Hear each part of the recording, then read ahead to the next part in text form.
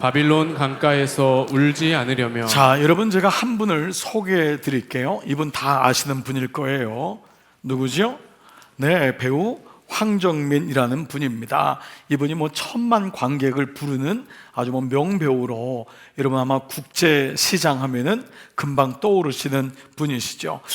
지난주 우리가 느헤미야 말씀이 이제 어제부로 일단 마무리가 됐지만, 제가 문득 이 느헤미야가 어떤 마무리 됐을까 그런 생각하다가 황정민 씨가 그 10년 전에 처음으로 나무주연상을 받았을 때 이분이 이제 인터뷰했던 내용이 생각이 나서 좀 더 다시 보게 되면서 좀 정리를 했어요. 이분이 정말 아주 두렵고 떨리는 마음으로, 겸손한 마음으로 나오셨어요. 그래서 이제 이런 고백을 이제 했는데, 정말 저에게도 이런 좋은 상이 오는군요. 대부분 이제 상 받을 때 꿈과 같다 그러잖아요. 나도 이런 상을 받았을까. 배우들이 엄청 많은데 제일 최고의 탑 나무주연상을 받은 거예요. 그러면서 이제 이 말을 하는 게, 사실 매번 이런 시간이 오면은 이제 생각하는 마음이 있잖아요. 마음속으로만 생각하고 표현 못했는데 먼저 하나님께 감사드립니다, 이 고백을 이제 먼저 한 거예요. 근데 그 진실성이 이제 진정성이 드러나니까 사람들이 이제 박수를 하면서, 이분들이 평상시에도 이분이 아마 그런 믿음의 생활을 했던 것 같아요. 그 다음이 또 너무도 귀합니다. 솔직히 저는 저 자신을 소개할 때 일개 배우 나부랭이라고 얘기합니다. 왜냐하면 60여 명이 넘는 스태프들과 배우들이 이미 다 준비해 놓은 곳에 저는 숟가락 하나를 얻는 것밖에 없거든요. 그러니까 이 영화가 하나 스크린 되려면 얼마나 많은 사람들이 거기 들어갑니까? 근데 이 주연 배우니까 늘 자기는 마지막에 가서 그 연기를 이제 한다는 걸 이렇게 표현한 거예요. 근데 스포트라이트는 제가 다 받잖아요. 그래서 저는 이 트로피에, 아마 여신상 트로피인가 봐요, 여신상의 발가락 몇 개만 떼어가도 저는 충분할 것 같습니다. 그랬더니 그 말이 정말 진정성이 있어가지고 사람들이 다 기립박수를 하는 마음으로 이제 박수를 쳤습니다. 제가 문득 이 사람이 이렇게 고백했던 그 말이 정말 느헤미야가 보여줬던 그런 말이 아닐까, 그런 고백이 아닐까 생각합니다. 여러분, 지난 한 2주 넘게 느헤미야를 묵상하면서, 느헤미야는 수상궁 바벨론에서 편안하게 살고 있었어요. 그것도 경호실장으로, 고위 간직으로 살고 있었어요. 굳이 예루살렘에 황무지 같은 데 와서 없는 성을 쌓을 이유가 없는 사람이에요. 근데 그는 그 얘기를 듣고 마음이 뜨거워졌다 그랬어요. 그래서 마음이 너무 갈급해지고, 그래서 그 부담의 마음을 사명으로 받아들여요. 그리고 그는 자신에게 있는 더 하나의 축복을 사명으로 받아들여요. 그가 내가 다른 사람보다 하나 더 있는 것이 있다는 거예요. 그게 그 사람에게는 술 관원 맡은 자 있잖아요. 그래서 아닥사스다 왕을 설득해서 그 모든 물자를 공급받는 일을 감당하죠. 세 번째, 그는 아무리 고관직이어도 할아버지도 노예고 아버지도 노예예요. 태생적으로 유다인은 노예였거든요. 그러나 그 태생적인 아픔, 상처를 자기의 사명으로 전환시킵니다. 그러면서 여러분이 알다시피 그 4,000km가 넘는 거리로 모든 물자를 싣고 와서 52일 만에 예루살렘 성벽을 중수해요. 그동안 얼마나 방해가 많았습니까? 얼마나 오해도 많았어요. 4번이나 살해까지 당하는 위기가 왔지만 절대로 그는 흔들리지 않고 마지막까지 예루살렘 성벽을, 성전을 중수하고 봉헌식을 하게 되는 것이 우리가 보았던 말씀이에요. 그래서 우리가 토요일 날 어제 묵상했던 게 마지막 느헤미야 13장 말씀이거든요. 그 마지막의 마지막 구절이 느헤미야의 고백과도 같은, 그래서 마치 저는 이 고백이 느헤미야가 숨질 때 하나님을 향했던 그런 고백이 아닐까. 물론 황정민 씨하고 이게 비교나 되겠어요? 그러나 그렇게까지 하나님 감사합니다, 그 고백인데, 마지막 고백인데 한번 같이 한번 읽어볼게요. 시작. 나의 하나님, 나를 기억하여 주시고 복을 내려 주십시오. 이 말은 그냥 복 받기 위한 그 말이 아니라 이런 것 같은 거예요. 이런 말, 마치 하나님, 저 같은 사람을 기억해 주시고, 제가 뭐길래 저를 이런 하나님의 일에 동참시켜 주시고 이런 복된 길을 걷게 하시니 하나님의 후대하심에 감사할 뿐입니다. 내 잔이 넘치나이다. 여러분, 그렇게 안 들리시나요 혹시? 네, 저만 그렇게 들리는군요. 네, 그래요. 이 말씀이 그렇게 하나님의 음성이 들려지는 게 느헤미야의 마지막인 거예요. 그래서 저도 묵상하다가 마지막에 이렇게 썼어요. 주님, 저도 이렇게 마무리가 되게 하여 주옵소서. 예, 정말 아멘 한 사람만 그런 마지막이 되기를 축복합니다. 아멘 안 한 사람은 그냥 마음대로 사시다가, 다시 한번 할게요. 이런 마지막이 되기를 축복합니다. 정말 그러고 싶어요. 그래서 오늘 목회 칼럼에도, 여러분 목양 칼럼에도 마무리 투수가 중요합니다. 선발 투수도 중요하고 개투도 중요하지만 마무리가 중요한 거예요, 여러분. 정말 인생은 돌잔치가 아니에요. 마무리에 하나님께 영광 돌리는, 지금부터 남은 인생의 마무리잖아요.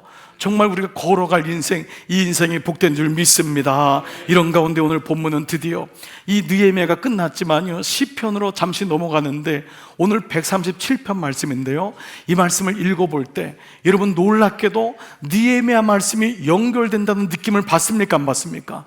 받아요.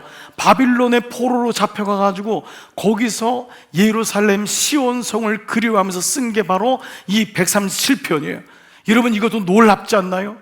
느헤미야 끝나고 이제 문 닫으려고 했더니 137편에 또다시 느헤미야를 기억하게 하는 거예요. 그래서 저도 12월 한 달 마무리까지요, 느헤미야의 원리가 너무 중요하기 때문에 금요 성령 집회마다 때가 있을 때마다, 시간이 있을 때마다 계속 느헤미야를 좀 여러분에게 말씀을 드리고 싶어요. 그래서 1월 달 첫 주에 우리가 목적과 목표를 세우는 해, 정말 인생의 목적이 뭐냔 말이에요. 그 가운데 목표가 세워진다는 건 너무도 중요해요. 그러나 아무리 목표를 잘 세워도 목적이 분명하지 않으면 그 목표는 잘못된 것일 가능성이 많아요.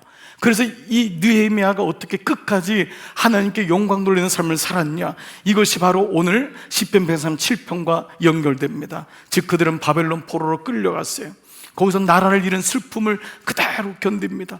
얼마나 그 아픔이 크겠어요. 수치를 그대로 겪는 거예요. 근데 거기서 바벨론 시온성을 너무 그리워하는 거예요. 그때가 좋았는데 그 고국 땅을 밟아보고 싶은 거예요. 근데 이미 4,000km나 되니까 엄두를 낼 수가 없는 거예요. 갈 수가 없어요. 포로예요. 거기서 예배드렸던 그때, 그래서 여기서라도 믿음을 지키겠습니다 결단. 그리고 137편은 가장 큰 탄원시예요. 하나님, 우리에게 수치를 준 그들을 그냥 놔두지 말아주세요.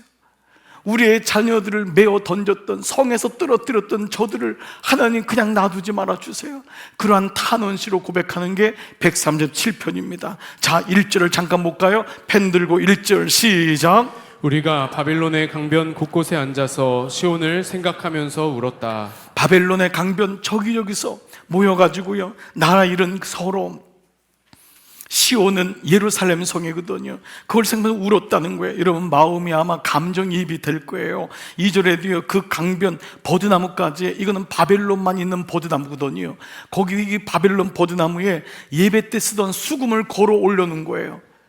그렇게 예배를 드리고 싶은데 성전이 없는 거예요. 황폐가 된 거예요. 자, 그런데 3절 보세요. 우리를 사로잡아 온 자들이 거기에서 우리에게 노래를 청하고, 너희들 노래 잘 부르지 않냐? 찬송가 불러보라는 거예요. 너희들 하나님 어디 있냐라는 거예요. 너희는 포로인데 얼마나 수치를 당합니까? 우리를 짓밟아 끌고 온 자들이 저희를 흥을 돋워. 술 한 잔 먹는 거예요. 이게요, 이 원어가요, 술을 먹으면서 돋구라는 거예요. 흥을 돋아라, 너희들 노래를 불러라, 춤을 춰라, 이렇게 수치를 당하는 겁니다. 그때 5절에 이런 결단해요. 예루살렘아, 내가 너를 잊는다면, 내가 성전을 잃는다면 내 오른손아 너는 말라 비틀어져 버려라. 나는 주님의 성전을 잊을 수가 없어요. 그 고백을 하는 거예요. 내가 너를 잊는다면 너의 혓바닥에 달라붙어라. 그게 바로 6절 말씀이 이루어져요. 왜 이렇게 그들이 울지요? 왜 고백하죠? 영적인 와신 상담이에요. 그리고 돌아보니까 너무 비참한 거예요. 왜 우리가 이 지경까지 왔는가 돌아보게 되는 거예요. 여러분, 삶에는 돌아보는 게 정말 중요합니다. 그래서 비탄의 아픔이지만 우리가 그때 그러지 말았을걸. 왜 우리가 그때 그랬을까? 왜 우리 할아버지 할머니가, 왜 우리 아버지 엄마가 그때 이렇게 돼가지고 우리는 여기 와 있을까? 자녀들은 부모님이 한 것에 대해서 원망의 탄원이 바로 이 137편 말씀인 거예요. 이런 차원에서 우리는 역설적으로 역으로 한다면은 느헤미야 13장 말씀에 느헤미야는 마지막 그 아닥사스도 왕에게 잠깐 갔더니 그 사이를 참지 못하고 다시 다 변절한 거예요. 그 아버지 어머니가 잠깐 믿음을 잃었더니 자녀들이 다 돌아선 거예요. 그럴 때 느헤미야가 돌아와가지고 다시 그들을 언약을 갱신해요. 그래서 오늘 말씀에 네 가지의 원리를 다시 제공하는 거예요. 그래서 이 말씀은 역설적으로 말하면은 오늘 우리가 망하지 않으려면, 오늘 설교 제목이 뭐예요? 바벨론 강가에서 울지 않으려면, 이것을 느헤미야 13장의 말씀을 통해서 다시 붙잡는 겁니다. 그래서 마치 시편 137편은 느헤미야의 후기 같은 거예요. 에필로그 같이 썼는데 우리가 망하지 않기 위해서는 다시 13장 말씀을 붙잡아야 되는구나. 믿음은 원리 싸움이라고 했어요. 내 지식과 상식이 아니라 비록 이해가 되지 않더라도 원리를 붙잡는 건데, 느헤미야가 다시 이들에게 원리를 세워줍니다. 자, 네 가지 말씀을 드리도록 하겠습니다. 먼저 1절로 3절로 느헤미야는 무엇을 경홀히 여기지 말라고 질책할까요? 바로 하나님 말씀입니다. 하나님 말씀을 경홀히 여기면 안 된다. 이것 때문에, 그래서 이스라엘 백성이 바빌론 강가에서 울면서 우리가 그때 하나님 말씀을 경홀히 여겼어, 하나님 말씀을 우습게 여겼어, 만으로 여겼던 것을 보는 것입니다. 자, 그때 어떤 일이 일어났죠? 느헤미야 13장의 말씀을 통해서 한번 볼게요. 13장 1절, 그날 시작. 그날 백성에게 모세의 책을 읽어주었는데 거기에서 그들은 다음과 같이 적혀 있는 것을 발견하였다. 암몬 사람과 모압 사람은 영원히 하나님의 총회에 참석하지 못한다. 여러분, 이 말씀을 우리가 이미 묵상했던 적이 있는데, 이것은 구약의 신명기 23장 1절에 나타난 말씀이에요. 그래서 이 말씀을 읽혀준 거예요. 신명기에 있는 말씀에 이 가나안 땅에 들어갈 때 모압과 암몬은 여호와의 총에 들어오지 못한다. 이 말은 그들을 잘 보라는 거였어요. 이 말씀을 그냥 준 게 아니다라는 거예요. 물론 여러분, 왜 하나님이 모압과 암몬만을 미워하겠어요? 이거는 미워해서가 아니에요. 이거는 그들이, 하나님이 그렇게 많은 시간을 줬어요. 기회를 줬는데 회개할 기회를 줬지만 돌아서지 않았던 거예요. 암몬과 모압에게 계속 하나님이 찬스를 줘요. 근데 돌아서지 않아요. 그리고 이스라엘의 구원을 끝까지 막아요. 정말 끝까지 막아요. 이 사람들의 삶의 목표는 마치 구원받은 자를 무너뜨리는 게 삶의 목적인 것처럼, 그래서 하나님은 어쩔 수 없이 이들에게 멸망해요. 여호와의 총에 들어오지 못한다 선언을 한 거예요. 사랑하는 여러분, 우리는 때로 하나님의 속성을 사랑으로만 이해할 때가 있습니다. 여러분, 그러나 부모님이 한없는 사랑을 가지고 있지만 때로는 부모님처럼 엄한 분이 없습니다. 옆집의 아저씨가 우리 아이를 때립니까? 여러분, 그러면 그건 고소해야 됩니다. 여러분, 옆집의 아저씨는 절대 나무라잖아요. 내 아이니까. 때로는 아이가 컸는데도 아이가 엄마의 팔이나 아빠의 팔을 잡지요. 그런데도 그 엄마가, 아빠가 아이를 때릴 수 있는 게 뭐예요? 꾸짖을만 할 수 있는 게 이게 사랑입니다. 그런데 이 기회를 놓쳐버린 거예요. 그래서 우리는 구약에 나와 있는 말씀 중에 심판이란 말씀을 하나님의 사랑이 없다고 하는 것으로 오해하시면 안 돼요. 오죽했으면 하나님이 심판을 주겠냔 말이에요. 그 전제는 뭐냐면 하나님이 기회를 주셨어요.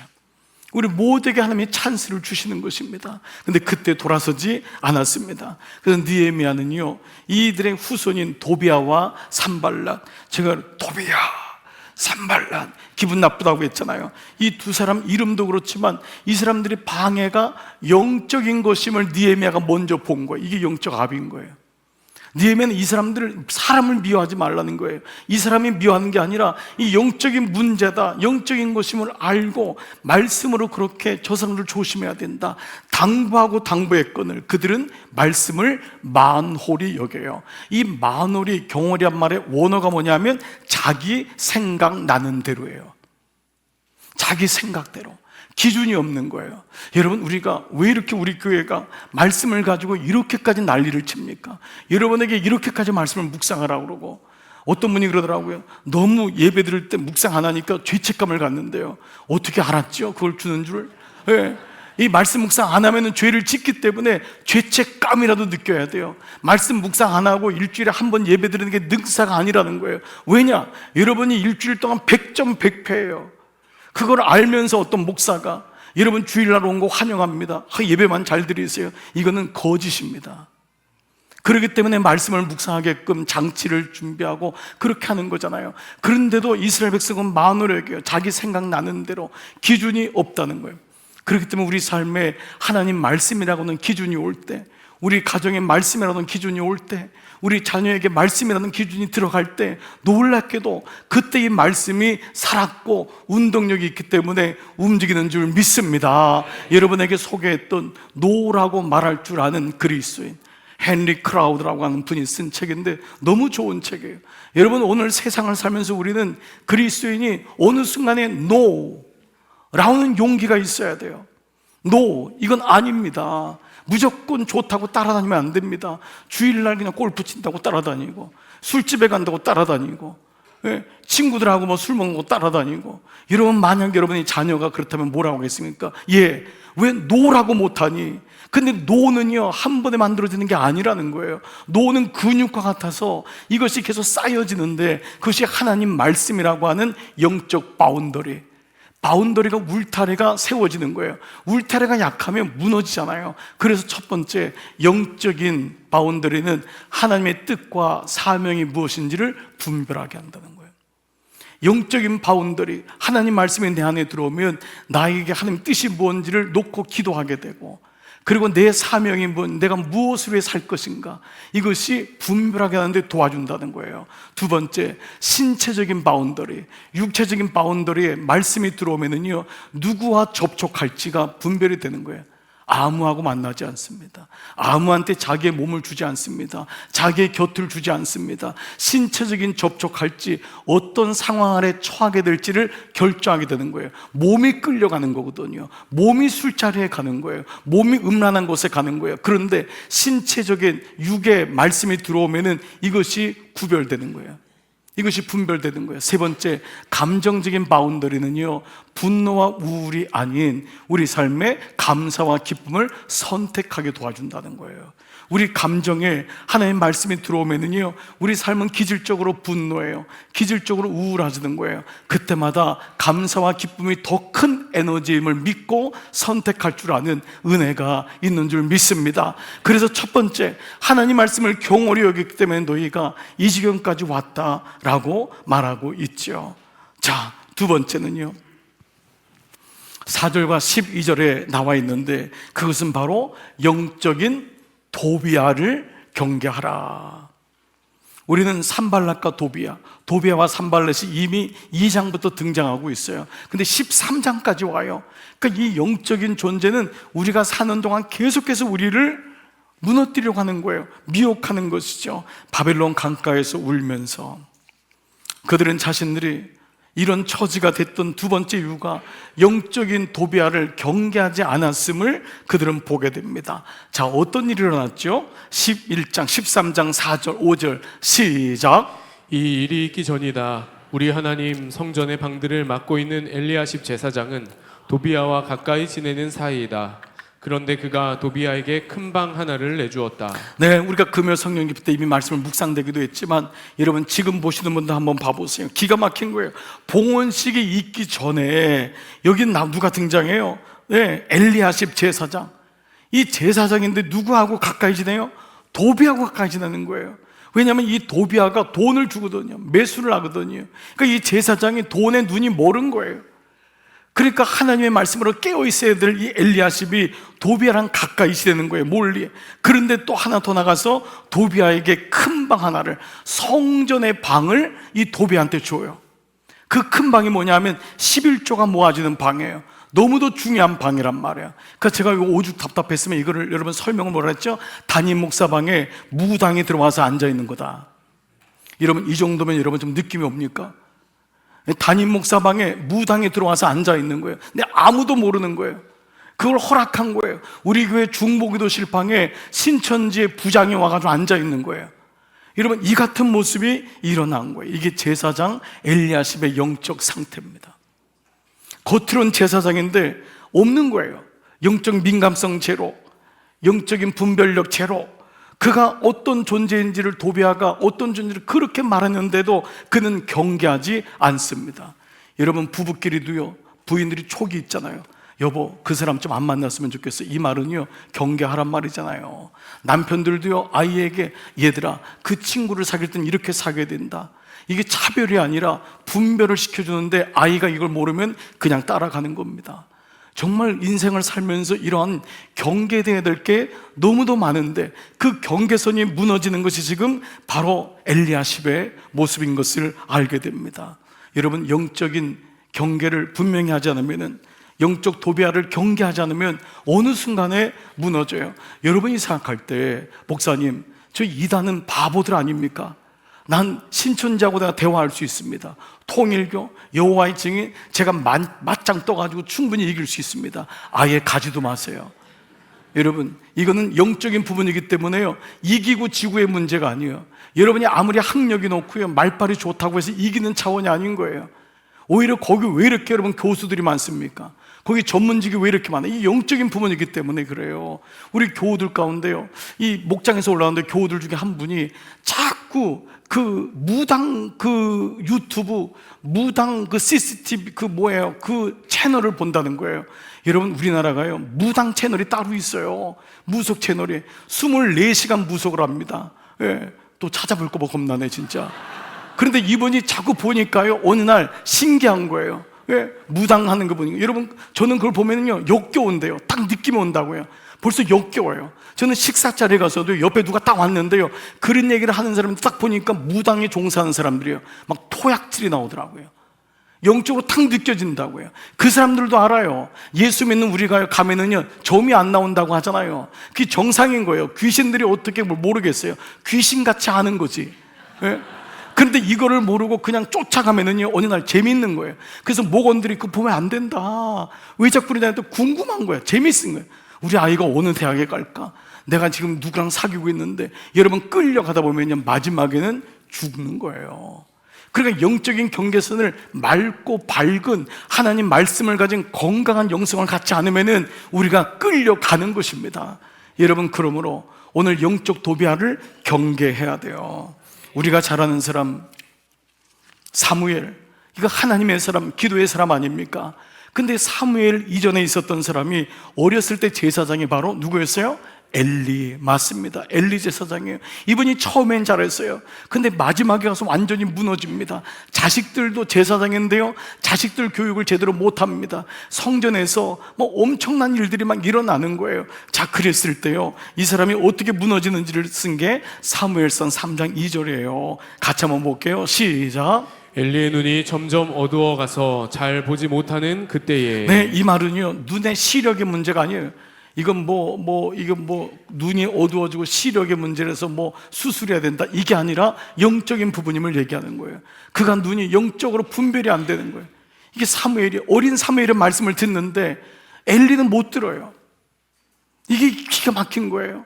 예. 그러면서 사무엘이 죽을 때, 이 엘리가 죽을 때요, 사무엘상 4장 18절 하나님의 괴를 말할 때, 이 말은 뭐냐 하면 홈리하고 비나스 두 아들이요 그냥 하나님의 법궤를, 하나님도 안 믿어요. 이 사람은 불량자라 그랬어요. 그걸 법궤를 들고 나갔다가 비참하게 법궤는 뺏기고 두 사람은 죽습니다.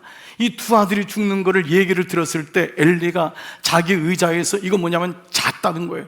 의자에서 앉아 있는 거예요. 왜? 엘리가 일어나서 신방을 가든지 예배를 인도한다든지 그래야 되는데 의자에 누워 있는 거예요. 그러면서 있다가 그 소식을 듣고 넘어져서 문 곁에서 목이 부러져 죽었다는 거예요. 그의 교만함을 얘기하고 있어요. 여기 있는 말씀들은 다 상징적인 의미입니다. 나이가 많고란 말은 오랫동안 잘 살았다, 나이가 연로했다, 이 좋은 의미가 아니라 그가 내려올 때 올라올 때를 몰랐다는 거예요. 분별이 안 되는 거예요. 그리고 어떻게 되죠? 비대한 까닭이라 영적으로 민감하지 못한 거예요. 그의 마지막이 얼마나 비참한지를 말씀하고 있습니다.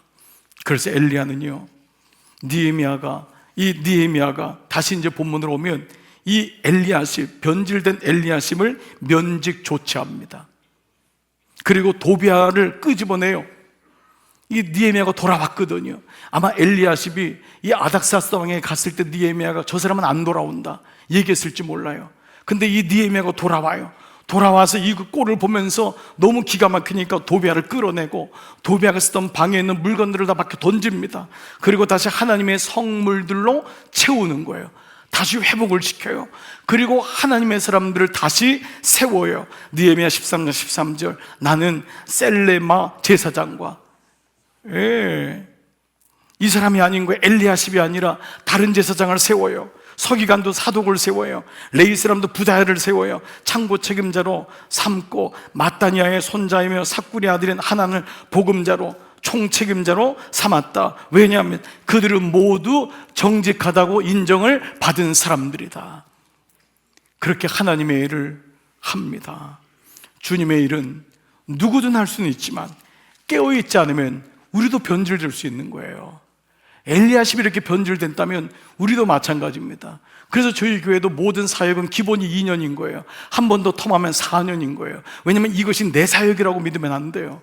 주님의 일을 섬기고 도와야 되는데 어떤 분들은 그냥 거기 잡혀 있어가지고 이거 아니면 안 된다고 하는 그런 일들이 일어날 때 그를 위해서라도 그를 다른 사역으로 돌려줘야 돼요. 그래야지만 내 사역이 아니라 주님의 사역이 될 수 있고, 이것을 지금 이 느헤미야는 하고 있는 거예요. 영적 도배하에 넘어갔던 그 사람들에게 스위치해 주는 거예요. 그리고 무엇보다 거룩하고 정직하게 주님 앞에서 깨어 있어야 됨을 말씀하고 있습니다. 두 번째, 영적 도배하를 경계하지 못했던 것이 우리가 바벨론에서 울게 한 이유였구나. 울지 않으려면 영적 도배하를 경계해야 된다라는 것입니다. 세 번째는요, 15절부터 21절인데요. 자, 느헤미야는 뭐라고 질책하냐 하면 바로 안식일의 영성을 회복하라고 질책합니다. 바벨론 강가에서 울면서 그들은 왜 이런 처지가 되었는가, 그거를 돌아보니까 세 번째로 안식일의 영성을 잃어버린 결과였음을 보게 됩니다. 자, 어떤 일이 일어났죠? 13장 15절 그 무렵에 시작. 그 무렵에 유다에서는 안식일에도 사람들이 술틀을 밟고 곡식을 가져다가 나귀에 지어서 실어 나르며 포도주와 포도송이와 무화과 같은 것들을 날라드렸다. 안식일인데도 사람들이 이런 여러 짐을 지고 예루살렘으로 들어오는 것이 나의 눈에 띄었다. 뭐 이 말씀 다 쓰려면 오늘 뭐 너무 여기 나와 있는 거 다 얘기할 수 없지만, 안식일인데도 분명히 안식일과 안식년을 지키기로 약속을 했잖아요. 그런데 안식일이 되니까 슬금슬금 성 밖으로 나가서 장사하기 시작하고, 안식일에 일하니까 뭐예요? 빨리 성문을 열고 나가야 되고 늦게까지 일하고, 그러다 보니까 예배도 중요하지 않고 말씀 묵상도 중요하지 않고 우선순위가 완전히 바뀌어버린 거예요. 그래서 느헤미야가 어떻게 합니까? 15절에 나는 안식일에는 사고 파는 일을 하지 말라고 경고하였다. 먼저 경고해요. 먼저 경고하는 거예요. 그리고 17절 18절 나는 유다의 귀족들을 꾸짖었다. 부모를 꾸짖은 거예요. 먼저 모범이 되는 사람이 어떻게 이룰 수가 있냐, 당신들이 이러니까 당신들의 자녀가 안식일을 우습게 여기지 않냐, 꾸짖는 거예요. 근데 사실 여러분, 경고하고 오늘 꾸짖는다, 이 말이 뭐 제가 아무리 여기서 한다 해도 누가 여러분을 꾸짖을 수 있습니까? 누가 경고할 수 있습니까? 오늘 이 시간 성령께서 여러분의 마음에 정말 말씀하시고 여러분을 꾸짖고 여러분을 질책하실 때 듣기를 주의 이름으로 축복합니다. 이게 예배인 거예요. 예배인 거예요. 누가 뭐라 그래서가 아니라 놀랍게도 은혜가 오면은요, 성령께서 내게 말씀하는 거예요. 야, 내가 안식일은 이러면 안 되는구나. 내가 이 안식일은 이러면 안 되는구나. 제가 최근에 우리 교회 결혼하는 분들을 보면서 너무 감사해요. 얘기도 안 했는데요, 보통 같았으면 토요일 날 대부분 결혼하잖아요. 주일 아침에 신혼여행 다 갑니다. 주일 밤에 다 갑니다. 그 하루가 그분들에게는 사실 귀한 시간이에요. 그런데요, 대부분 주일날 오후 저녁 비행기로 가요. 여러분, 제가 시킨 게 아니에요. 예? 제가 확인한 게 아니에요. 근데 그게 부모인 영적 아비 마음엔 너무 기쁜 거예요. 너무 기쁜 거예요. 야, 왜 내일 가냐 했더니 물어보잖아요. 예배를, 결혼했는데 예배를 먼저 드려야죠. 여러분, 이 마음이 너무 있는 거예요. 우리 삶의 기준이 잡히는 거예요. 이게 없으면 결국은 여행 가고 여기저기 가고 끌려다니고 골프 치러 가고 뭐 이러다가 보니까 누가 상사가 부르고 되는 것 같은데 오늘 느헤미야가 보면 안 된다는 거예요. 그러니까 자녀들이 귀한 일을 하는 것만 여러분 보지 마시고 그에게 원리가 사라짐을 정말 보면서 안타깝게 여기셔야 돼요. 오늘 이 말씀을 보는 거예요. 그래서 그들은 유다의 귀족들을 꾸짖었어요. 안식일을 이렇게 더럽히다니. 이걸 안식일을 더럽힌다고, 안 지키는 게 아니라 더럽힌다고 얘기해요. 어쩌자고 이런 나쁜 일이라고 얘기해요. 이걸 나쁜 일이래요. 딴 데 가는 게 아니라 나쁜 일이라고 해요. 당신들의 조상도 똑같은 일 하다가 망했는데 어떻게 이렇게 똑같은 일 하는 내버려 둡니까? 라고 얘기하고 있어요. 자, 그렇다면요, 이게 좀 심각하게 느껴지지만은 우린 이런 질문을 할 수 있어요. 왜 안식일은 일하지 않고 안식하라는 걸까? 그리고 정말 안식의 의미는 뭘까? 그러면 가만히 있으면은, 예배 한번 드리고 가만히 있으면은 안식하는 건가? 안식일을 잘 지키는 걸까? 이런 질문을 할 수 있을 것입니다. 자, 여기에는요, 안식일에 아주 중요한 원리 하나가 있습니다. 자, 먼저 안식일은 우리가 만든 게 아닙니다. 여러분, 율법에서 만든 게 아니에요. 안식일은 창세기 1장에 처음 나오는 말씀에 안식이라는 단어가 등장합니다. 바로 하나님이 창세기 1장에서 천지 창조할 때 하나님이 안식을 하세요. 자, 5일 동안 모든 삼라만상을 만드신 다음에 6일째 될 때 사람을 만드시고 1회째 되는 날에 하나님이 안식하셨다고 했어요. 그게 이제 안식일의 가장 기본적인 출발이 됩니다. 그런데 여러분 생각해 보세요. 하나님은 안식할 이유가 없으신 분이에요. 하나님이 왜 안식이 필요합니까? 하나님은 영이시고 전능자시고 창조자신데 그분이 굳이 쉴 이유가 없다는 거예요. 그러면 모든 앞에 걸 5개를 만들고 6째 날 인간들에게 이 모든 걸 다스리라고 했다면 하나님은 사람이 중요한 거였어요. 사람이. 즉 우리에게 이 안식일의 의미가 무엇인지를 보여주기 위한 장치와 원리가 이 안에 있음을 알게 됩니다. 자, 하나님이 7일째 안식하셨다고 하면 6일째 천지 창조한 게 뭐죠? 만드는 것이 사람입니다. 사람을 만들고 6일째 쉬신 거예요. 그러면 사람에게는 만들어진 다음에 첫날이 뭐죠? 안식이래요.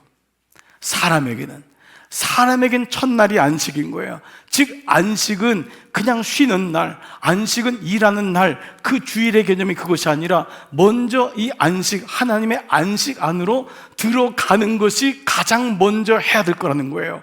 하나님이 너희에게 번성해라, 다스려라, 정복해라, 이 메시지를 주신 거예요. 그러나 그 전에 먼저 하는 게 뭐냐면 하나님의 안식 가운데 들어가서 하나님의 마음을 알고 하나님과 교제하고, 그래서 그 안에서 먼저 충분한 하나님의 말씀과의 쉼이 숨에서 나왔다고 했잖아요. 하나님의 숨을 공급받은 걸 가지고 나가서 땅을 정복하라, 땅을 다스려라. 이것이 원리라고 하는 것이 안식일의 원리라고 하는 거예요. 여러분, 이 말씀이 여기 숨어 있는 것입니다. 이게 안식일의 원리와 안식일의 영성인 거예요. 그래서 마지막에 신약 가면은 예수님이 뭐라 그래요? 내가 안식일의 주인이라는 거예요. 이 안식일은 예수님을 만나는 시간이라는 거예요. 그분이 주인인 그분을 만나고 그 주인이 주신 모든 것을 누리는 게 남은 6일 동안의 일이라는 거예요. 이 원리를 명확히 깨달은 사람은 주일을 억지로 예배하지 않습니다. 이 주일이 모든 것의 첫 단추구나. 여기서 하나님의 안식, 하나님의 숨, 하나님의 은혜로 깊이 들어가야지만이 이 성문을 열고 나가면서 남은 6일을 우리가 믿음으로 선포하며 정복하며 살 수 있구나 라고 하는 말씀이 느껴지는 것입니다. 그래서 하루의 첫 시간이 중요하듯이 한 주간의 첫 시간이 안식일, 주일인 것입니다. 그래서 우리는 월, 화, 수, 목, 금 쉰 다음에 일요일이 마지막 완전히 쉬자, 이게 아니라 우리는 일, 월, 화, 수, 목, 금, 토인 거예요.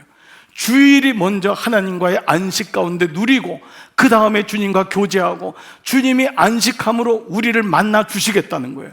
이게 안식이래요. 여러분, 이 원리가 느껴지십니까? 이 원리가 깨달아지기 시작하면은 주일의 개념이 달라지는 거예요.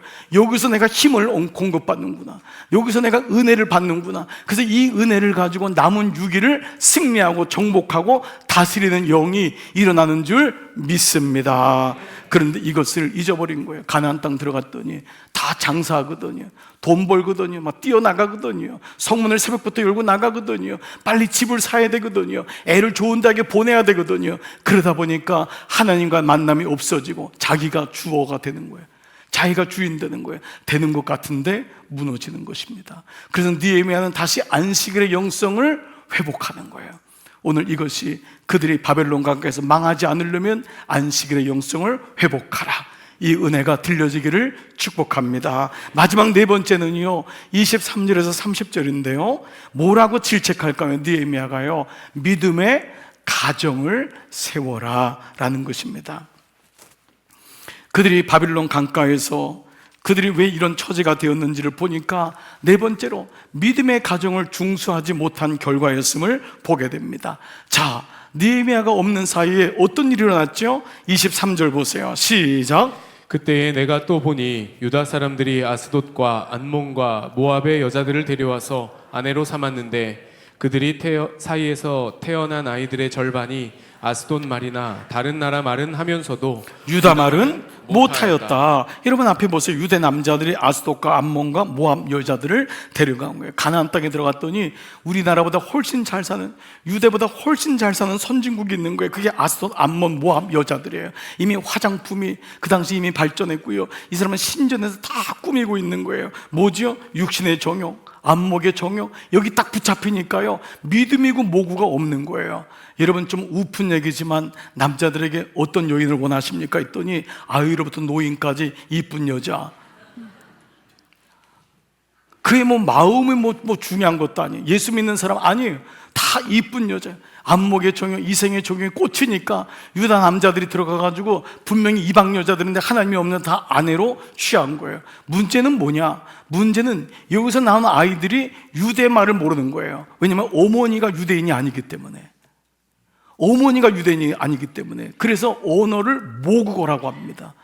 아이는 언어를 어머니에게서 배우는 거예요. 어머니 배 안에서부터 10개월 동안 아기야, 나야, 엄마야, 아빠야, 너를 축복해. 계속 그 언어를 배우면서 태어나자마자 그 언어가 익숙하다는 거잖아요. 그래서 모국어기 때문에 어느 순간에 어머니들이 다 이방 여자니까 더 이상 성경을 가르칠 수 없는 거예요. 그 믿음의 계보가 끊어지는 거예요. 그래서 이런 일련의 역사적인 아픔을 통계로 해가지고 유대인들은 지금 어떻게 바뀌었냐면 어머니가 유대인이면 무조건 유대인이에요. 어머니가 유대인이면. 이게 이렇게 중요합니다. 언어라는 게 이렇게 중요합니다. 예.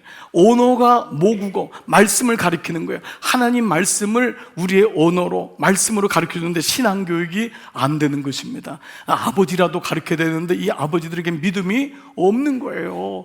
그러니까 느헤미야가 어떻게 하죠? 25절, 나는 그 아버지들을 나무라고 꾸짖었어요. 그리고 저주받을 것이라고 하면서 야단을 치고 이 정도까지 갔네요. 그러니까 느헤미야가 영적 아비의 마음을 갖는 거예요. 그렇게까지 얘기했는데, 불신결혼이 얼마나 위험한지를 그렇게 얘기했는데, 물론 여러분 오늘도 저희가 지난 11월부터 초청하고 가족들 초청하고 새생명 축제하고 오늘 또 여러분 직분자, 임직자 돼가지고 또 가족들이 왔을 텐데, 아까도 보니까 어느 분이 불교 신자가 오셨더라고요. 그래서 어느 집사님 친구인데, 근데 이 메시지들이 왜 이렇게 강한지 저도 이 본문이 자꾸 이렇게 되니까 정말 힘들고, 여러분 지금 모처럼 왔는데 예수 안 믿는 지금 남자친구가 와가지고 앉아있고 뭐 이러는데 지금 뭐라 그러죠? 야단을 치고 저주를 받으라 그러고 그들 가운데 몇 명을 때리기도 하고 또 더 미치겠어요. 머리카락까지 뽑으래요. 그러니까 이거 정말 너무 죄송해요. 정말 나 이거 어떻게 하면 좋아. 정말 흔한 말로 가게로 따지면 있는 손님까지 다 뺏기겠어요. 정말 누가 이런 식당에 오겠어요. 머리털까지 뽑겠다 그러고, 그리고 지난 첫 주에는 그 새생명 축제 때는 뭐예요? 그 내쫓으라 그러고, 예수 안 믿는 며느리와 사이를 내쫓으라 그러고. 정말 하나님이 왜 이렇게 말씀을 주시고 힘들게 하는지.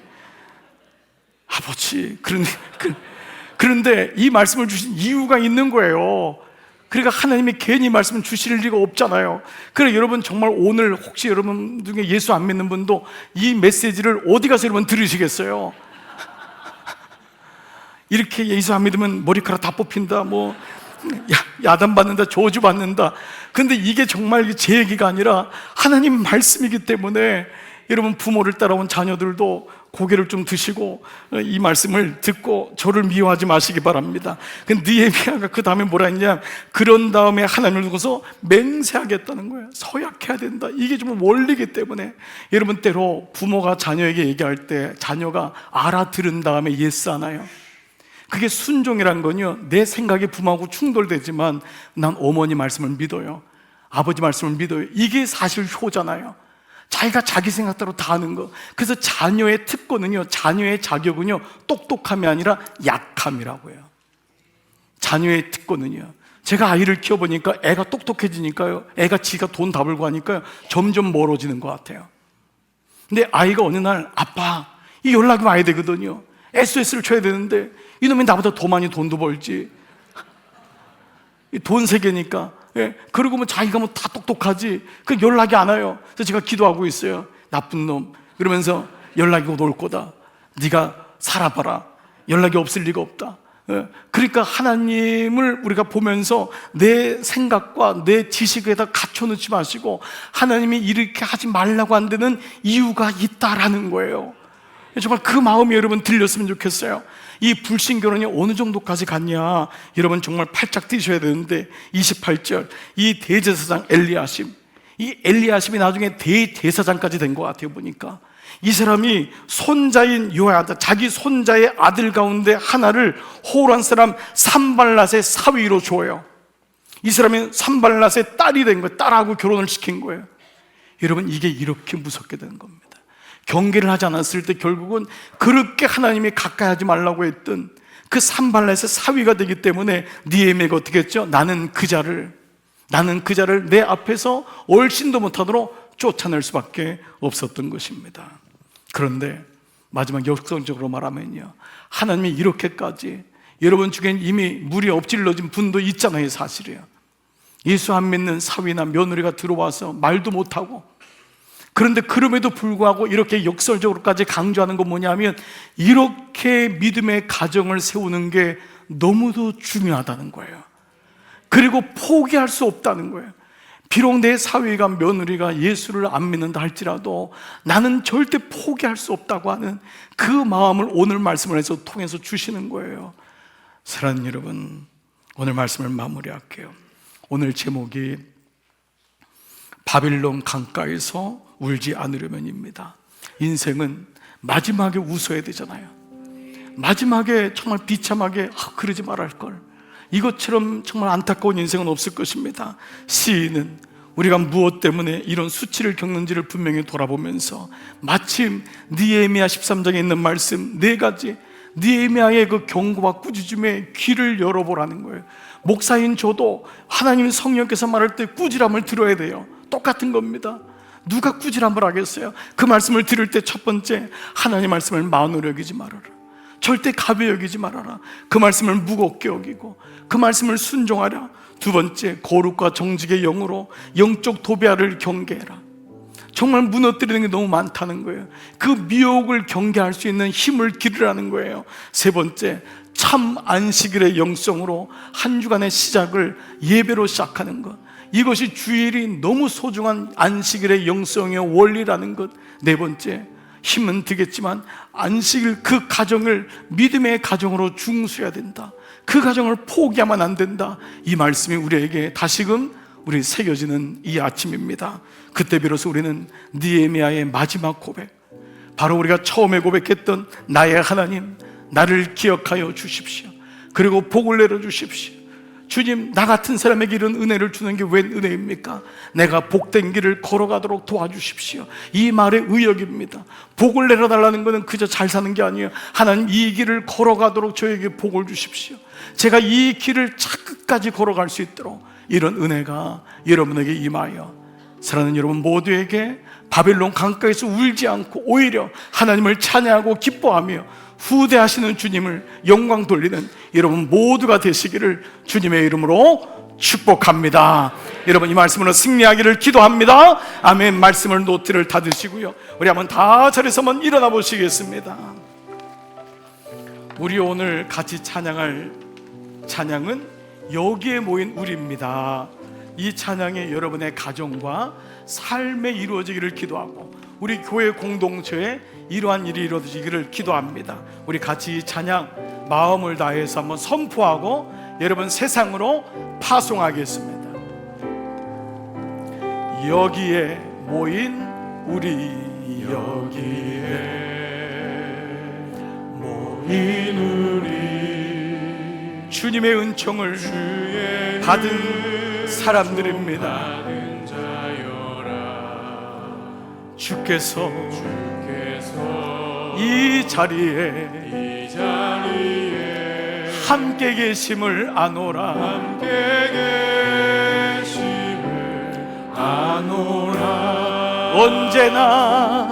언제나 주님만을 찬양하며 따라가리니 시험을 당할 때도 함께 계심을 믿노라.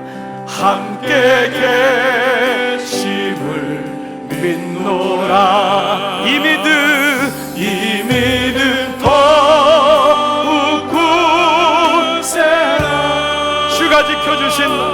주가 지켜주신다. 어두운 밤에도 주의 밝은 빛 인도하여 주신다. 주님이 뜻하신 일, 때로는 헤아리기 어렵더라도 언제나 주 뜻 안에, 언제나 주 뜻 안에 내가 있음을 아노라. 내가 있음을 아노라. 사랑의 말씀들이 나를 더욱 새롭게 하니, 때로는 넘어져도 여러분 다시 일어나시면 돼요. 최후 승리를 믿노라. 우리 한번 가능하시다면 두 손을 높여 한번 들고, 이 믿음 더욱 굳세라. 주가 지켜주신다.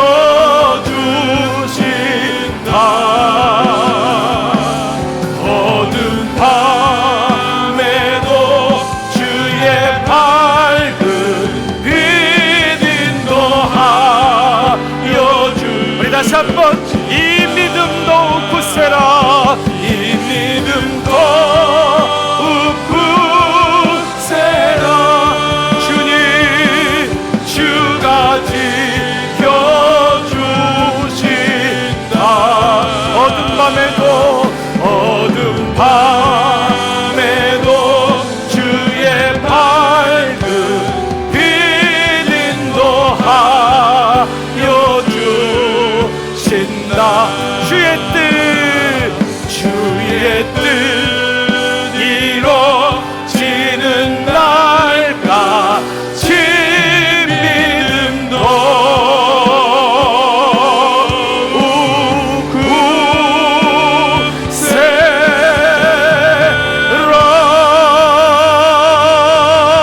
굳세라. 우리의 하나님께 영광의 말씀 한번 돌리겠습니다. 하나님 감사합니다. 하나님 이 믿음으로 살아내겠습니다. 이 믿음을 우리 가정에도 주시고 우리 공동체에 허락하여 주시옵소서. 주님을 찬양합니다. 주님 한 분 한 분 가운데 주의 영광으로 덮어주시옵소서. 감사합니다. 주님 영광 받으시옵소서. 살아계신 아버지, 오늘 느헤미야의 이 놀라운 아픔과 놀라운 견책하심이 우리 말씀에 들리게 하셔서 우리 바벨론 강가에서 망하는 인생이 아니라 어느 곳에 있든지 주님을 찬양하고 주님께 예배하는 아름답고도 행복한 가정, 자녀들 우리 모두 되도록 인도하여 주시옵소서. 하나님 종들을 주님께 올려드립니다. 어느 곳에 있든지 이번 한 주간도 하나님 이 말씀 잊지 말고 끝까지 승리하는 우리 모두 되게 하여 주옵소서. 자녀들을 축복합니다. 우리 자녀들을 꼭 지켜주시고 어두운 세상 속에서도 미혹받지 말게 하시고 그들에게 삶의 경계가 있어서 하나님을 영화롭게 하며, 하나님 그래서 우리 모두 예수님 믿는 하나님을 예배하는 가족과 우리 공동체 주님의 교회로 인도하여 주시옵소서. 모든 것을 영광 돌리오며 이제는 성부와 성자와 성령의 은총이 머리 숙인 모든 종들 위에 이제로부터 영원토록 함께 하시기를 간절히 축원하옵나이다. 아멘.